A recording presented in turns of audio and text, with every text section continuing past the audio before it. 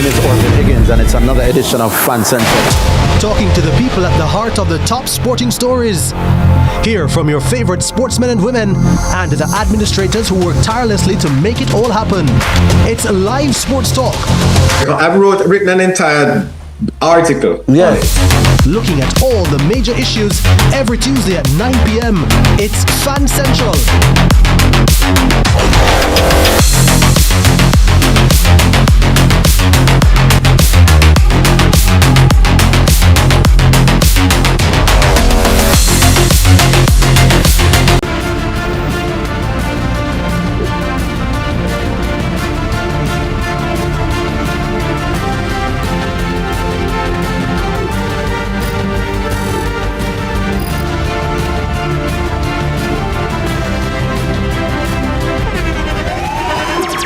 The internationally acclaimed On Stage with Winford Williams. At a new time, Saturdays at 8 p.m. on CVMTV. So much more than entertainment.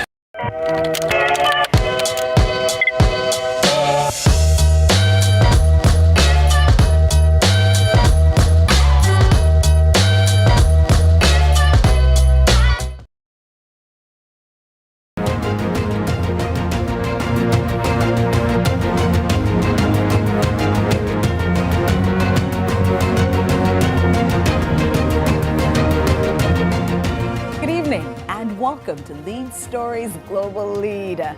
Tonight, we examine a world in which power is moving faster than law, and small states are being asked to absorb the consequences. From migration policy being used as diplomatic leverage to effective overriding of sovereignty in Venezuela, the United States walking away from the very multilateral system it helped design. The question for Jamaica and the Caribbean is no longer whether global order is shifting, but whether we are prepared for what replaces it. This is Lead Story.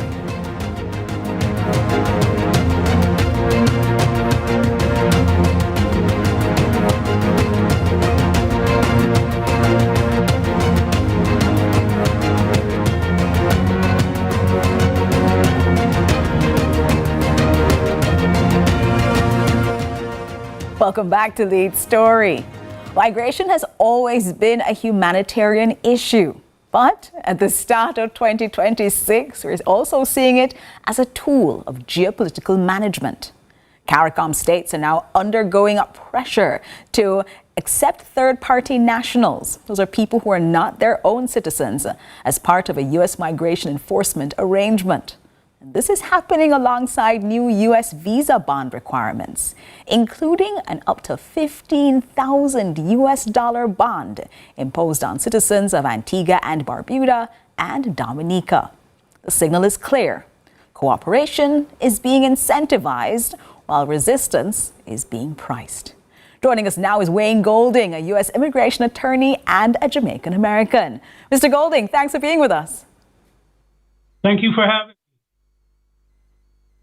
Wayne Golding, as you speak with us this evening, Jamaicans are looking at the rhetoric coming out of the United States, with President Donald Trump only an hour ago making it very clear what he called a decision that he is making to withdraw citizenship from naturalized Somalis and other citizens who break U.S. laws. Now, is that something that is extraordinary or regular behavior for the U.S. Citizenship and Immigration Services, or is this statement by the U.S. president now meant to frighten and concern non-nationals and those who have been naturalized?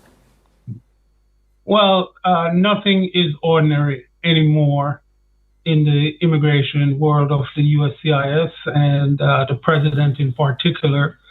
I think he has made these pronouncements years ago. So we in the immigration community are not surprised of the effect that he's trying to have on immigrants in general, who are the lowest hanging fruit on the pole of political football. So this is not surprising to us, but I think it's going to frighten the immigrant community even more, especially not having details, but knowing that you are within the bullseye of the president and what he deems to be a way of controlling immigrants in and out of the United States, whether legally or illegal. A way to frighten those individuals. But the way the president has made this statement, sharing this video on Fox News from the channels of the U.S. official social media platforms, lets people know that he's really serious this time. Along with the changes that have taken place since he's been in office last year, what is it that we should be looking at as we now try to assess what the United States might do to those who are within the Caribbean and in particular in Jamaica? Well, it goes back to, I think, the whole big stick principle that has been wielded across different countries, not only in the Caribbean, but the Caribbean being as close as it is to the United States and having the relationship that it's had over the years, including trading and tourism, should be very concerned and look at this as a slippery slope, because everybody is realizing now that the U.S. can impose not only sanctions, but immigration is not a right to come to the U.S. It's a privilege, and it's often used to direct policies to address policies that the U.S. either does not like, that other countries are putting on the table. And it doesn't matter who you are, what country. I think we're seeing, if you're not agreeing with the United States, that they can use these mechanisms to kind of bring you into compliance. I mean, we're looking at Antigua and Dominican Republic, or Dominica, I should say, right now, and what the situation that they found themselves and their citizens in. This is something that we want to pull you into, that conversation about a U.S. bond that is being levied on Antigua and Dominica. The U.S. says it's as a result of citizenship by investment, but there are some who say it's also a penalty for speaking out against the United States. What is it that we should understand this to be? Well, I would tell you it's both.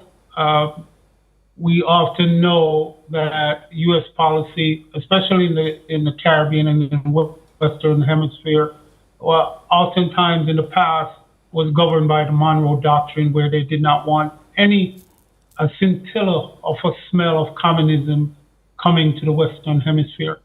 Now, using that sort of framework, they're using policies to get people in line, get countries in line. And I think it would behoove all the countries who are under the shadow to really step back and take a look at what their positions are and how they can mitigate or not cause the ire of the United States. And we just had a graphic up. We just had a graphic up, Wayne Golding, explaining what the bond signals, saying mobility as leverage, is the ability to go to the United States, as you said, not a guarantee, but certainly given the power position that the U.S. has, taking away that ability for Caribbean citizens to go is a leverage point. Financial risks shifted to individuals, selective application by nationality, but it also, at the end of it, just reinforces the power dynamic, that asymmetry, that small states can't impose this on U.S. citizens because we need them for tourism, but they can certainly impose it on us. What then does CARICOM and these affected countries do? Well, I think one of the things that this brings up is, why is it that the United States is the only place that our people from the Caribbean, CARICOM, and other countries look to as trading partner and traveling partners? I think the mindset has to now change and shift to where they're looking at other parts of the hemisphere, looking at Africa, looking at alternatives, because it's going to be a long-term haul. You're not saying you don't want to trade with the United States anymore, but when your ability is limited because it's the one-man show, it's a one-game show, and you have nowhere else to go, you have to start thinking long-term and for the future. And I think one of the things that a lot of people have been looking for is the new dynamics that Africa can bring to the table. Now, the bond with Antigua and Dominican Republic, the visa bond, does not even guarantee you, guarantee you a visa approval. So, you know, it's not to say, well, you pay and you can get through anyway. The bond is refundable, but it's no guarantee that if the applicant puts it up, that they will get a visa approval. It's a new world dynamic, and we have to accept that.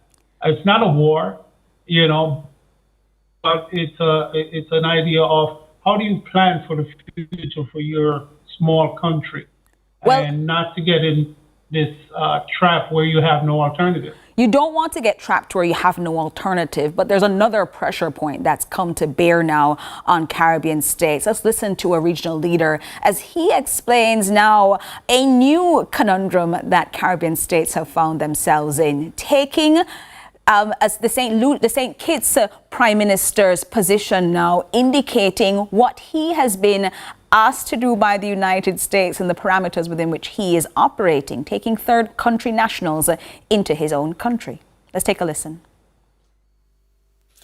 So St. Kitts and Nevis has negotiated and entered into a memorandum of understanding with the United States of America for the potential transfer of certain third country nationals. And I want us to listen carefully, who are citizens or nationals of the Caribbean community. This does not involve anybody outside of CARICOM. And this is in keeping with our CARICOM principle. And I will further say that because of security matters, it does not include Haiti at this particular time.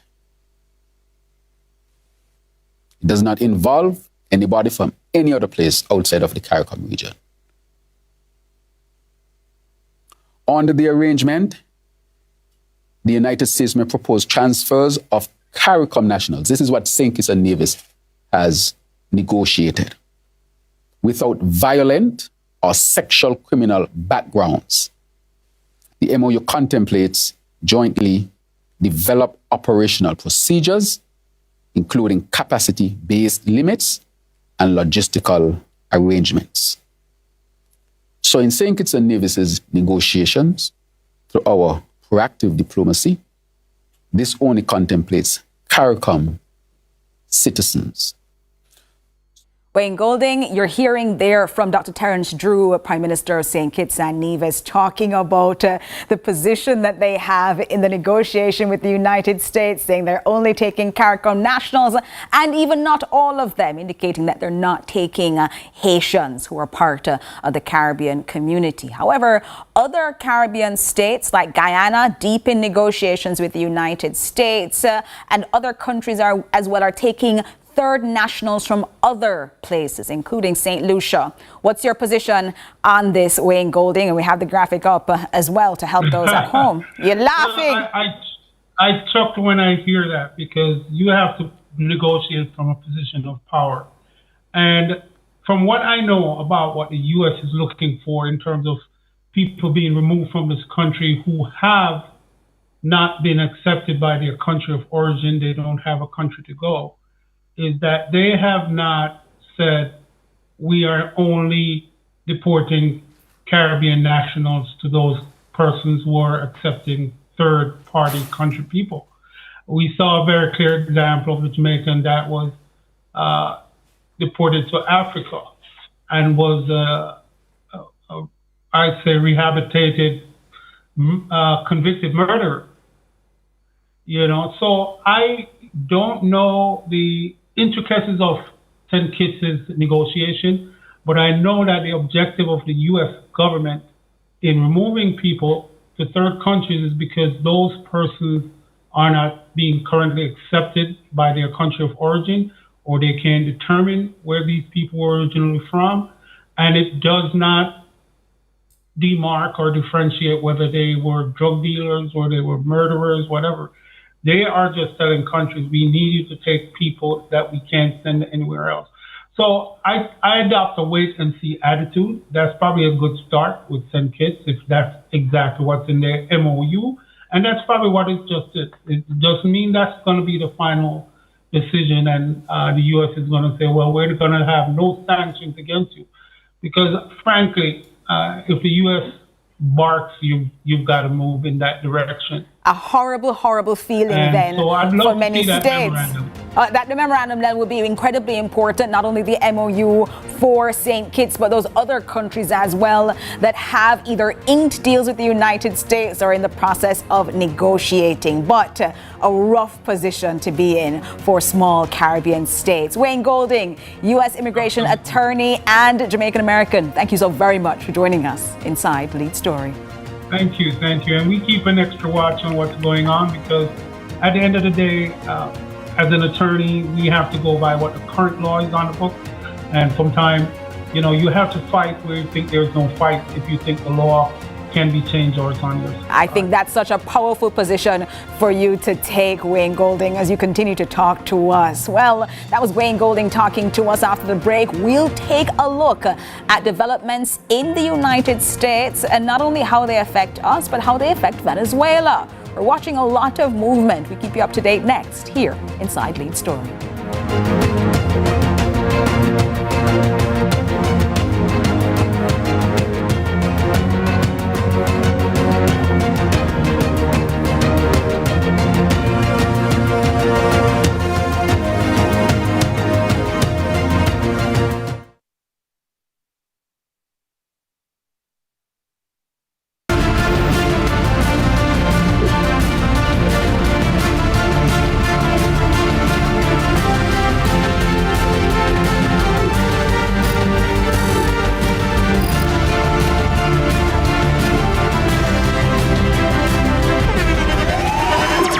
The internationally acclaimed On Stage with Winfred Williams. At a new time, Saturdays at 8 p.m. on CVMTV. So much more than entertainment.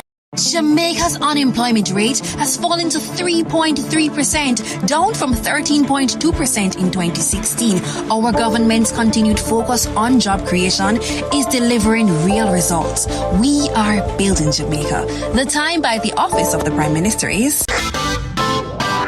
Every dream conquered is another dream gained. I land and I fly again like a jet plane. Headed straight in your direction. 'Cause I'm wiser, one step closer. I'm winning 'cause I work so hard. And the music hits I play, and the people them I say we are my show tonight.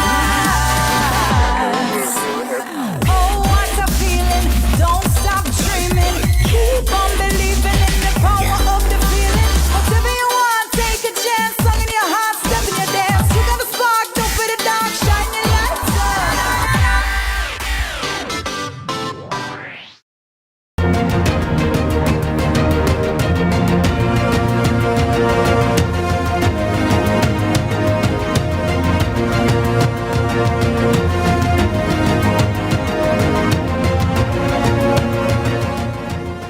Welcome back to Lead Story.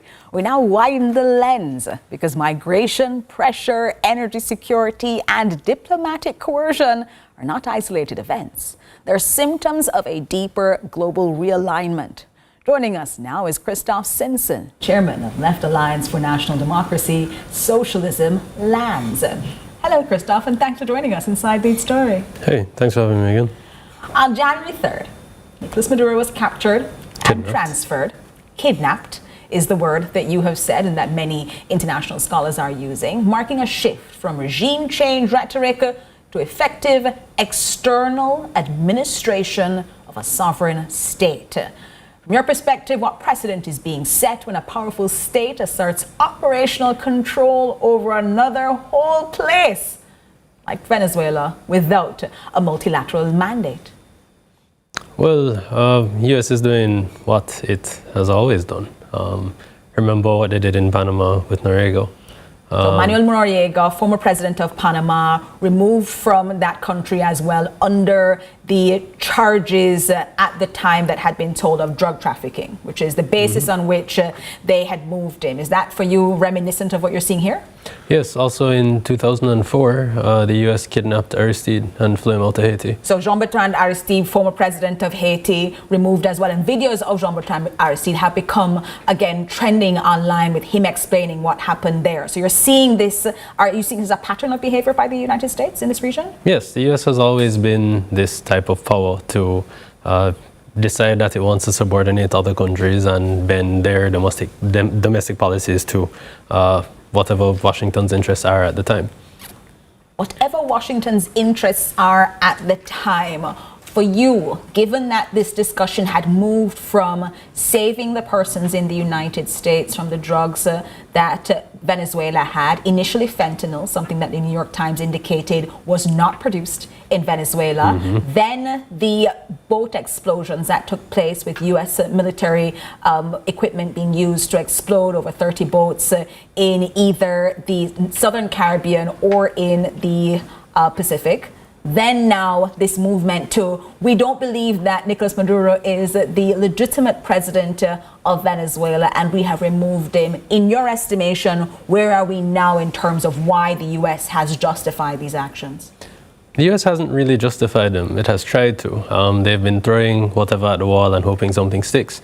They did a similar thing in the lead up to the recent interventions in Haiti. So before they got the support to carry out foreign military intervention in Haiti, they were coming up with all different stories. One of the ones that they were trying to use was cholera. Then they were talking about the gangs. The one about the gangs stuck more. They don't want to talk about where the guns are coming from for these paramilitary groups that they label as gangs, though. With Venezuela, they've been trying to accomplish regime change for years now. They were pretty open about it from 2017 to 2020. That was under the first Trump administration. Yes. Yes. And I want to talk about what motivated that as well. But before we even get to that, they were trying this from before. They were alleging Maduro is a dictator. We need to get rid of him. They came up with different explanations why they need to do that. The U.S. actually egged on Guyana to rehash the Essequibo territorial dispute that Venezuela left dormant between the two countries. So the Essequibo territorial dispute, for those who might not be aware, is the claim that Venezuela has had that it is the original owner of 2/3 of Guyana's landmass, with the Essequibo region in particular being a disputed area, and that is a case now that is before the International Court of Justice. That led to Venezuela last year having elections for the Essequibo region, having now a parliamentary position now for the Essequibo region, and Guyana saying that Venezuela has and continues to have no rights to that area. But why do you say the U.S. egged this on? Well, under Chavez, and even Maduro himself said it, they recognized that the Essequibo was something that the U.S. used to divide the two countries. The U.S. had used the Essequibo in the past to undermine the Guyanese government. So they used to back the right-wing government in Venezuela against Guyana because Guyana had left-wing governments and the U.S. wanted to do something. So more communist-aligned governments versus more broadly speaking capitalist-aligned governments at the time in both Venezuela and Guyana. Yes, so they were using the Essequibo as a way to undermine Guyanese sovereignty at the time. Chavez recognized this and he abandoned the Essequibo claim. Maduro as well recognized it in the same way as Chavez as something that, it's not something to really take up with Guyana. So it was dormant, they prioritized good relations, and then ExxonMobil, during the Trump first administration, during the first Trump administration, ExxonMobil, the former CEO of ExxonMobil, Rex Tillerson, was Secretary of State, and he guided U.S. foreign policy along the interests of Exxon. And then they started to go and actually pay money to Guyana to take this case to the ICJ, which Guyana wasn't motivated to do before, and Venezuela wasn't motivated to take up before either. For both of them, this was an issue that, it wasn't affecting anything on the ground for some time. It now is a live issue, though, and certainly has decided the loyalties of CARICOM states, with them saying that the interests of a CARICOM state is under pressure and threat. Yes. But ExxonMobil is also part of the current narrative of what's happening in the United States right now, with President Donald Trump inviting former or rather current oil executives into the White House to talk about what is going on there in Venezuela. Described by one ExxonMobil head, or rather one oil company head, the head of ExxonMobil, he's calling Venezuela, after the takeover of the United States, as uninvestable. Let's take a listen.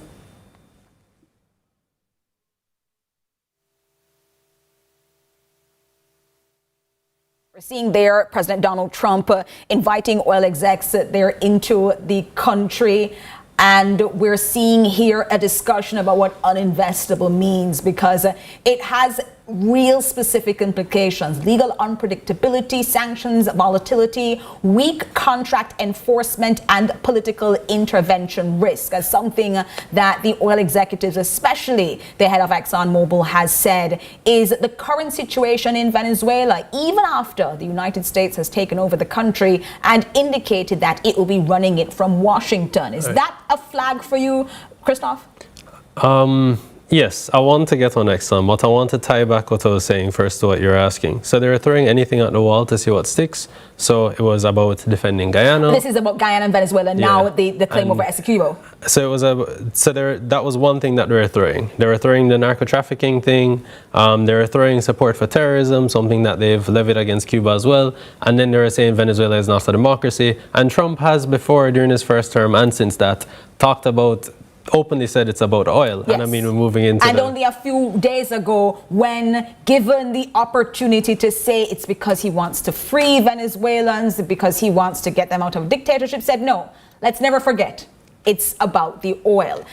Calling it uninvestable, though, by the ExxonMobil head left President Donald Trump very upset, with U.S. President Trump saying on Sunday that he might block ExxonMobil, incredibly important there in Guyana, an investment company now that is willing to do oil exploration and drilling in Venezuela, because he said that's the largest company in the United States, by the way, ExxonMobil, from investing in Venezuela after that comment from the CEO calling the country uninvestable. He says, according to Reuters, he said, I don't like Exxon's response.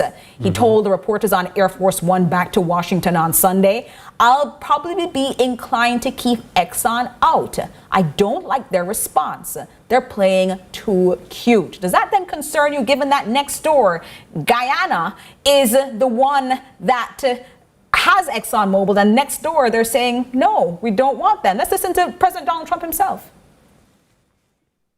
Response. We have so many that want it. I'd probably be inclined to keep Exxon out. I didn't like their response. President Trump said. All right. So that was President Donald Trump responding on Air Force One. What's your response, knowing that next door Guyana, egged on by ExxonMobil, as you said, Rex Tillerson, former Secretary of State, former head of Exxon, is now then getting his way, but the company that he's left behind is not? So I had this in the notes to talk about the role of Exxon in guiding U.S. foreign policy in the first Trump admin. And yes, Guyana would have reason to be worried now, because if the foreign policy isn't being guided by Exxon anymore, what security do they have that the U.S. will continue acting in what their immediate interests are? Which is why, we understand the U.S. doesn't have allies, it has interests, and when you don't align with the interests anymore, they'll sell you out. The U.S. used to side with Venezuela against Guyana, as I was saying, and now they side with Guyana against Venezuela in a conflict that they engineered. And if they had gotten their full way in getting a right-wing government back in Venezuela, we may have seen them just totally abandon Guyana and probably even pursue things through the Essequibo, through the government in Venezuela. Quickly before we take a break, Nicolas Maduro has been removed from Venezuela, kidnapped, along with his wife, Celia Flores. You have now seen, though, Delcy Rodriguez, his former vice president, now in the position of president. She maintains she's interim until Nicolas Maduro comes back. But the United States is backing her, saying that Maria Corina Machado, who had won the Nobel Peace Prize last year, didn't have enough support in Venezuela to become the president of Venezuela, meaning that the administration that he had said, headed by Nicolas Maduro, was illegitimate. He's now elevated the vice president, Delcy Rodriguez. What does that say to you about how the U.S. is looking at this, pragmatically or much more interested in oil than anything else? Reality is hitting them in the face. The opposition factions that they backed never had popular support in Venezuela. They realized it after the end of the first Trump administration with Juan Guaido. He never had popular support. He was a fringe element of the opposition. Maria Corina Machado as well never had popular support in Venezuela. Her candidate that she had pushed forward, who won the election, she argues, Edmundo Gonzalez, out of the country now and does not, you would argue, have popular support on the ground as well? Doesn't. If you've seen the mass mobilizations that have taken place since the kidnapping of Maduro, The opposition has failed to actually capitalize on this, and it's supporters of Maduro and the Chavista movement in Venezuela who have people in the streets every single day, including today. We're talking more about what's going on all around the world, including the change in how the multilateral agenda operates. We're joined here by Christoph Simpson here inside Lead Story.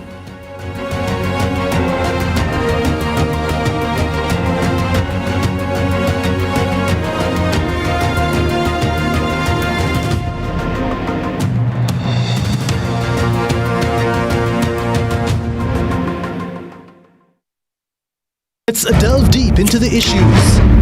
We'll take you beneath the surface. Greetings and salutations. My name is Orville Higgins, and it's another edition of Fan Central. Talking to the people at the heart of the top sporting stories. Hear from your favorite sportsmen and women and the administrators who work tirelessly to make it all happen.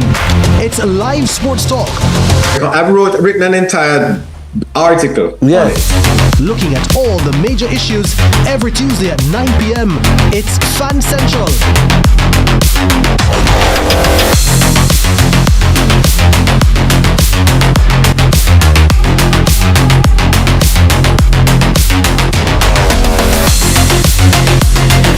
Jamaica, make we do the right thing. Make we live good today for a better tomorrow. Talk it out. Don't fight it out. The time by the Ministry of National Security is 6:30.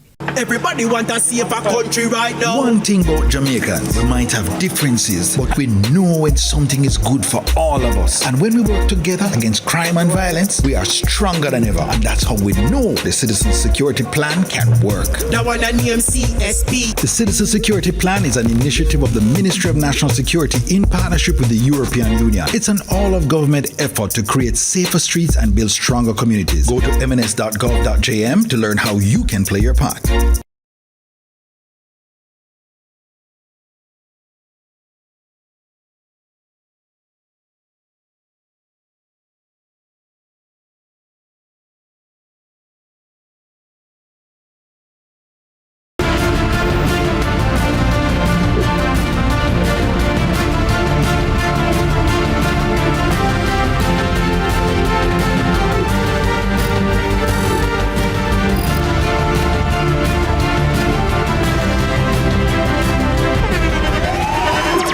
The internationally acclaimed On Stage with Winfred Williams. At a new time, Saturdays at 8 p.m. on CVMTV. So much more than entertainment.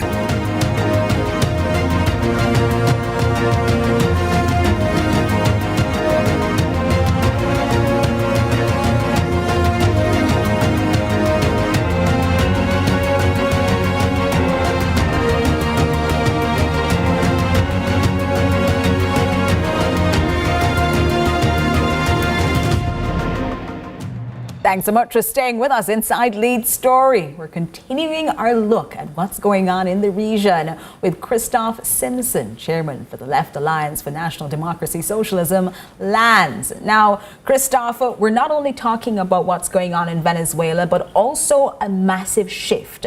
Last week, the United States indicated that it was now withdrawing from 66 international organizations, including the International Law Commission and the United Nations Framework Convention on Climate Change. 66 organizations being withdrawn from. It's going to now be something that many people are going to be terrified about. Let's take a look at what that looks like and why it is that this has been a growing concern around the world. Says the United States will withdraw from 66 international organizations. It's a major exit from global cooperation that includes the UN Population Agency and climate negotiations. The withdrawal comes as the administration reviews what it calls wasteful, ineffective, and harmful international organizations. In a statement, the UN says it regrets the announcement and that it will, quote, continue to carry out our mandates with determination. ABC News foreign correspondent Tom Sufi Burge is following this for us and has the latest. Yeah, Alex, this is undoubtedly another big leap from the Trump administration away from multilateralism, that idea that nations should work together, often via these types of transnational organizations that the US has now left, to solve common problems. Now, I think it's fair to say that this is a fairly diverse set of organizations that the US is leaving. Some of the 66 are more significant than others. Many people might not have heard of some of these organizations, but many of them are agencies affiliated with the United Nations. Now, Secretary of State Marco Rubio is calling them, quote, all of these organizations, in his words, redundant in their scope, mismanaged, unnecessary, wasteful, poorly run, captured by the interests of actors not going in the interests of the US, and or a threat to actual US sovereignty, freedoms and general prosperity, he says. So this is something that has happened only in the last week. 31 organizations that are UN entities, 35 that are not. Christoph Simpson, what was your reaction to the United States, especially the comment there made by Secretary of State Marco Rubio that they were withdrawing from organizations because they did not believe that they best served US interests? Well, it's not too surprising. Even in Trump's first term, he had this very isolationist rhetoric, this very nationalist rhetoric, this idea that the U.S. is, above all else and doesn't want to be held accountable by anybody else. The U.S. and Israel, that it has backed, have shown disdain for international law overall, for international institutions. We've seen UN workers in Israel being murdered, in Palestine being murdered. That is...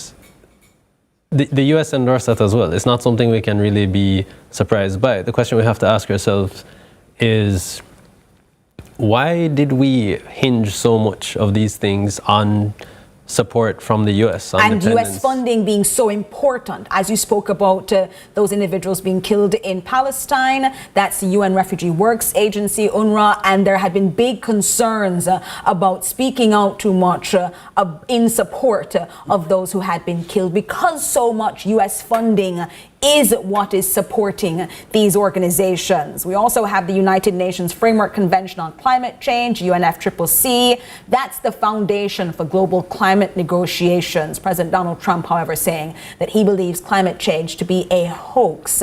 Is this sort of thing as well, hinging so much of how the globe operates on U.S. funding, going to be the thing that you believe pushes states to now saying, separating ourselves from the United States and U.S. funding might be in our best interest long run?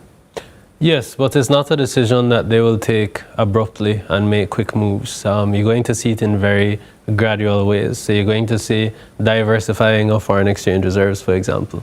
They're watching certain things and they're like, all right, let us keep less money in US dollars and keep a little more in gold and maybe in Chinese currency or Indian currency and so on. This is going to give ammunition to BRICS. That's that multinational bloc of emerging economies, Brazil, Russia, India, China, South Africa. And plus, because they've added now a number of other states, including Iran. Other large countries with large economies are joining on. Marco Rubio the other day said something along the lines of sanctions by the US not being effective anymore because other countries can trade in their own currencies to circumvent US sanctions. That is a thing that you're going to be seeing happening more.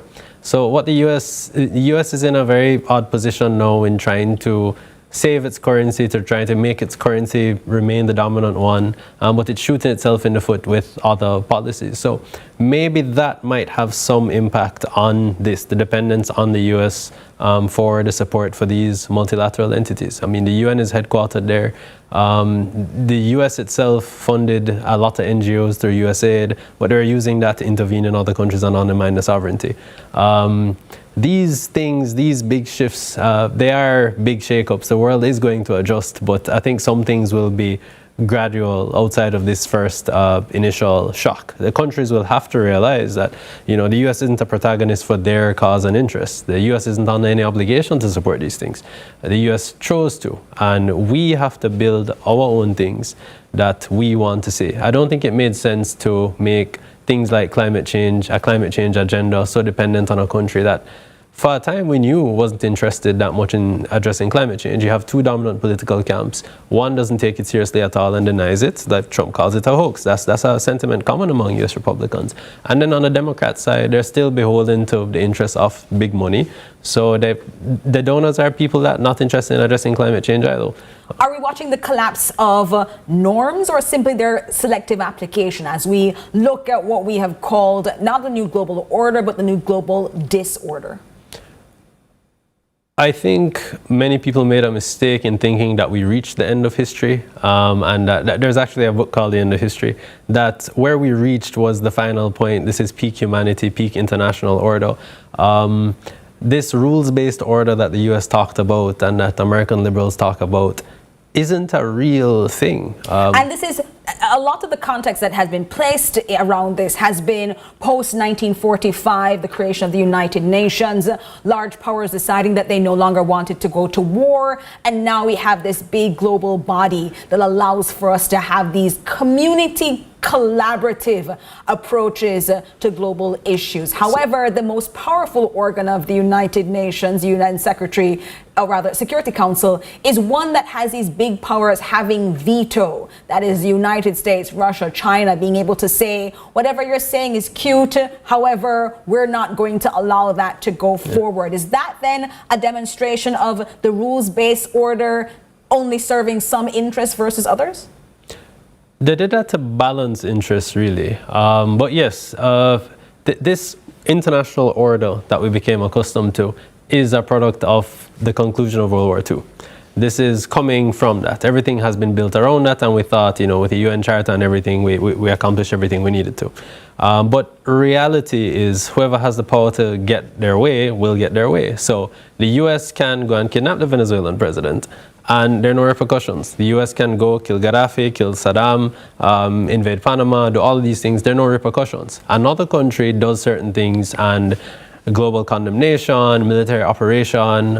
When Iraq took action against Kuwait, Iraq was vilified. And now we're watching where the United States has said that it wants to either purchase or take Greenland right after going in and removing the elected president of Venezuela and taking control of it. Now European states at first, when the removal of Nicolas Maduro took place, said that they were watching the situation, are now a day later seeing it happen to now a part of Europe and having a very different tone about it. Help us then, as we in the Caribbean look at these global shifts, we're also under pressure. Earlier in the show, we played Dr. Terence Drew, Prime Minister of St. Kitts and Nevis, talking about a decision that had been made, a negotiation between St. Kitts and Nevis and the United States to have third-party nationals come into his country. He, alongside other countries, including St. Lucia, have been able to say this is what they want to see. Let's take a listen to Philip J. Pierre, Prime Minister of St. Lucia, talking a bit about what his country will be doing with the U.S. The Cabinet of Ministers has approved a memorandum of understanding between the government of St. Lucia and the government of the United States to accept the potential transfer of certain third country nationals present in the United States. This agreement is non-binding and is at the complete discretion of both governments. The MOU establishes a framework for cooperation and does not trigger any immediate transfer and future engagements. You're hearing then Philip J. Pierre, Prime Minister of St. Lucia, indicate they're having effectively a negotiation of equals. Do you believe that the United States is seeing St. Lucia, seeing St. Kitts, seeing the other countries that it's now negotiating with? Let me bring up here Antigua and Barbuda, Dominica, St. Kitts and Nevis, St. Lucia, Belize, and Guyana, with whom they're in advanced negotiations with, as equal players in the decision that they're taking to send third-party nationals to these countries? No, and even when we talk about Venezuela, which is not under control of the U.S., it is being pressured by the U.S. to accept certain policies. Even with what we're seeing there, the kidnapping of Maduro was a demonstration of what the U.S. is able and willing to do to other countries if it doesn't get its way. The Colombian president, Gustavo Petro, warned as well with the genocide in Gaza that they're showing, this is a demonstration to show what can happen to your country if you don't go with what we want. So the leaders of the Caribbean know, and you'll even hear it from our own prime minister, he has to think about what positions he takes, what things he says. With consequences yes. in the back of their minds. And that is something that we heard here inside Lead Story through the recording from former Prime Minister Bruce Golding in his article as well. Consequences are going to matter, and watching the global order or disorder is certainly going to be something that we'll have to keep our eyes on as small states. Christoph Simpson, chairman of the Left Alliance for National Democracy, Socialism, Lands. Thank you for joining us inside Lead Story. The takeaway is sobering. Power is displacing process. Migration is being used as a pressure valve, not as a solution.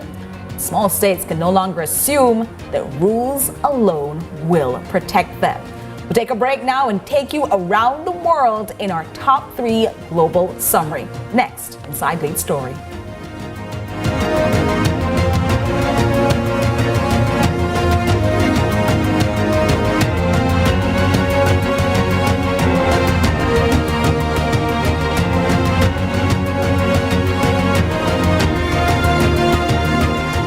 If you're a woman in business, it's time to go bigger.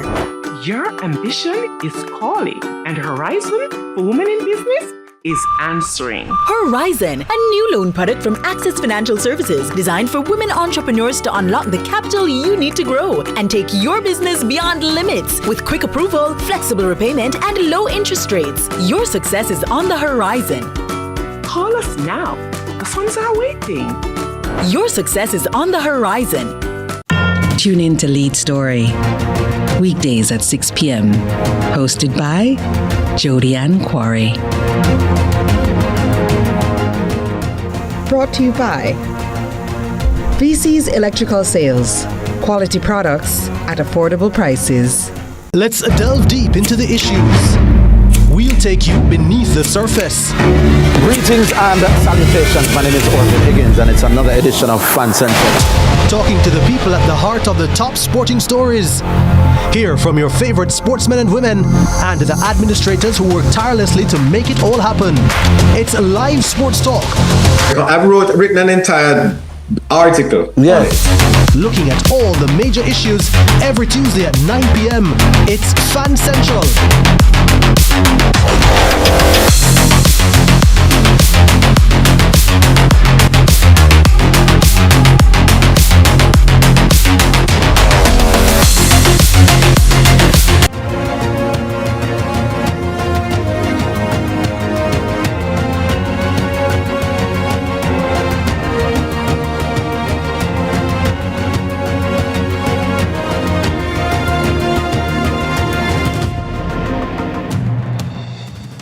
We close Lead Story's Global Lead today with 3 global developments, each with direct implications for small states. Our first story is about Greenland and what has been called a great power expansion, with President Donald Trump again threatening to take Greenland the hard way, citing Arctic strategy and resource competition. Let's take a look at what it is that President Donald Trump has said and why European leaders are pushing back. Says his country will acquire the Danish territory of Greenland. That's despite Denmark saying the island is not for sale, and Greenlanders saying they have no desire to become part of the United States. Trump has been pushing for the island to come under U.S. ownership. U.S. Secretary of State Marco Rubio will meet with Denmark's foreign minister next week to discuss the issue. Now, Trump had suggested buying the island from Denmark. At one point, he even threatened military action. If we don't take Greenland, Russia or China will take Greenland, and I am not going to let that happen. Is there any deal they can offer you? Either like yeah, sure. I'd love to make a deal with them. It's easier. But one way or the other, we're going to have Greenland. Greenland does not want to see Russia or China take over. They don't go there. It's very far away from Greenland.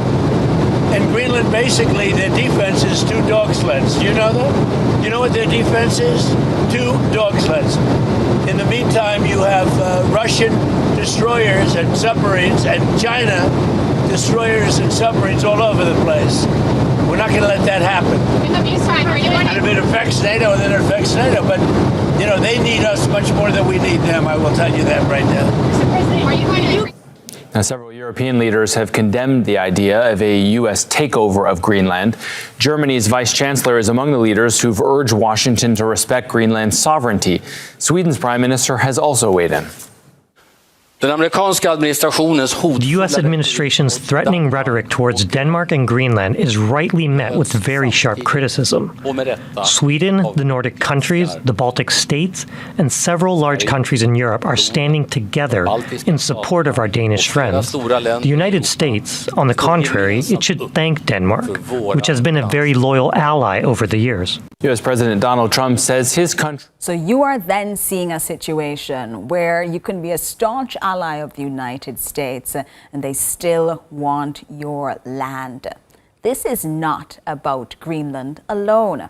It's about whether territorial integrity still constrains great power ambition. And the United States might just get the piece of land it wants. We'll keep you up to date on that.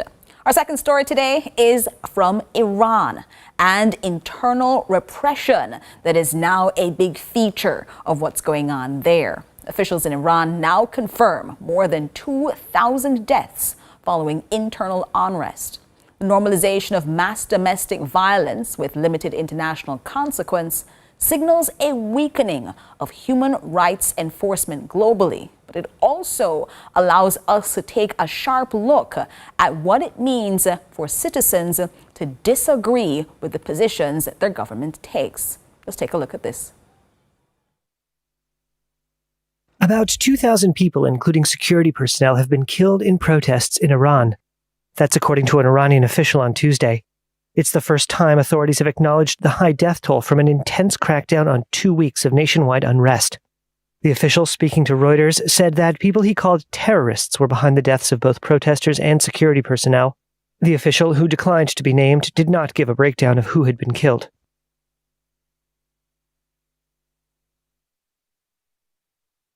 And so we're looking at a situation where there are more and more individuals who are taking a look around the world and seeing what is taking place, not only with governments, but with citizens. The crackdowns that took place there in Iran were as a result of citizens saying they were unhappy with the economic circumstances within their country. Now, 2,000 of them have reportedly been killed as they speak out. However, the United States has said it is willing to put sanctions not only on Iran, but also on countries that do business with Iran. And that has led China, another great power, to speak out. So we'll see how that shakes out. And then finally for you inside our global leads current, or global current here. Artificial intelligence, censorship, and state control. Well, we spoke to you last week about what X's social media, or rather X, the social media platform's artificial intelligence chatbot, Grok, was doing to women and children, making them naked as a result of pictures that had been shared online. Well, Malaysia and Indonesia have now banned the Grok AI platform over that explicit content. Let's take a look. For the first time, countries are banning Grok, Elon Musk's artificial intelligence chatbot, accessible through his social media platform X. Pressure has been growing globally after users began prompting Grok to make sexual deepfakes, editing photos that people post to remove their clothing and put them in explicit poses. It's happening to average people, and not just women, it's also happening to children. Malaysia and Indonesia have now banned Grok entirely. Britain is also cracking down with a new law that makes it illegal to create intimate images without consent, and for companies to allow that to happen on their platform. They are not harmless images. They're weapons of abuse. The platforms that host such material must be held accountable, including X. Musk wrote that the British government was looking for any excuse for censorship. We've been told for decades now, maybe don't put your pictures online. It's now become very, very readily apparent what can be done with them. X said it would take action against illegal content by removing it, permanently suspending accounts, and working with local governments and law enforcement as necessary. On New Year's Eve, Julie Yukari posted a photo with her cat that she says was immediately manipulated with Grok. They decided to ask Grok to remove my clothes and put me in really weird poses and really sexual clothing. And I didn't know this was possible at all. How did those images make you feel? I felt violated, really. And I felt really scared. Almost like I felt ashamed. Last week, the platform turned off its image generator for many users, but paying subscribers still have access. So we're continuing to keep you up to date on this because as you share your pictures and videos online, you have to be aware of the threats that face you. But this also raises a critical question for small states. Who sets digital norms and how quickly can technology outpace regulation? You heard Malaysia and Indonesia doing something about it. The United Kingdom still having discussions, but certainly moving in that direction with their regulator Ofcom now having a full investigation on the matter. But there are 193 UN member states, about that many countries across the world. You just heard about three of 193 of them taking a definitive position on what has taken place. And did you see that picture of that young woman? If your first instinct was to say she should have dressed more demurely, she should have covered herself more, then you are part of the problem, because what has happened there in the undressing of her in ways that she did not consent to be seen online is what it is that we're discussing. It's not just the tools that allow these things, it's the people who use these tools to digitally harass and digitally undress women and children. The message across all these three stories is consistent. Rules are fragmenting. Power is asserting itself, even if it's power online. And small states must think strategically or risk being managed by others. That's a terror for many countries as they make their own rules or think that they can. That's Lead Story's Global Lead. Up next, we have CVM News at 7. But Lead Story is back at 8 with Lead Story Prime. This will be the night where we discuss the fueling of the future, what oil does for Jamaica, and what we benefited from previous agreements, including the Petro-Caribbean agreement, and where we are right now.